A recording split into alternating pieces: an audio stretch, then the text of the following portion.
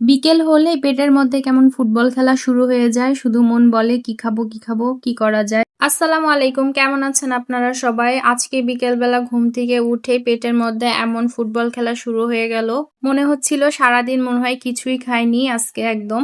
তো বাসায় রান্না করার মতো তেমন কিছুই ছিল না, তো রান্নাঘরে গিয়ে দেখি কিছু পাস্তা আছে। ভাবলাম পাস্তাগুলোকেই রান্না করে খাওয়া যাক, যেহেতু পেটের মধ্যে আর তস হচ্ছে না। আর পাস্তা যেহেতু চটজলদি 5 মিনিটেই বানিয়ে ফেলা যায়, তো আমি পাস্তাগুলোকেই সিদ্ধ করে নিয়ে এখানে ধুয়ে নিচ্ছিলাম, যেন একটা আরেকটার সঙ্গে লেগে না যায়। আমি রান্না বান্না তেমন একটা পারি না, তারপরেও নিজের মনের মতো করে যেমন ইচ্ছা তেমন রান্না করেই খাই, আর নিজের রান্না খেয়ে নিজেই প্রশংসায় ভাসি।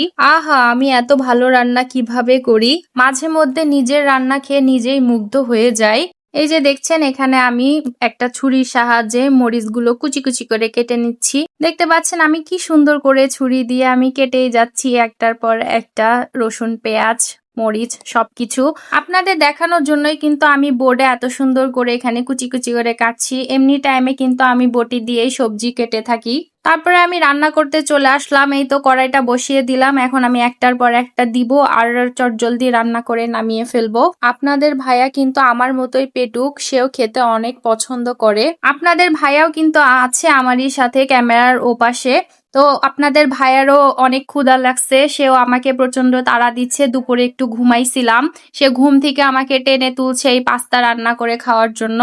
এই তো কড়াইতে তেল দিয়ে আমি পেঁয়াজ আর রসুন দিয়ে এখানে বিভিন্ন প্রকার মশলাগুলা অ্যাড করতেছিলাম। পাস্তা রান্না করতে যেসব সরঞ্জাম লাগে বা সস আইটেম যেগুলো লাগে আমার বাসায় তেমন কিছুই ছিল না, তো যা ছিল আমি তাই দিয়েই রান্না করার চেষ্টা করতেছিলাম। তারপর দেখেন এখানে আমি 2টা ডিম ফাটিয়ে দিচ্ছিলাম। ডিমগুলাকে এই তো আমি একটা খুন্তির সাহায্যে নেড়ে চেড়ে এটাকে একদম ঝুরি ঝুরি করে দিলাম।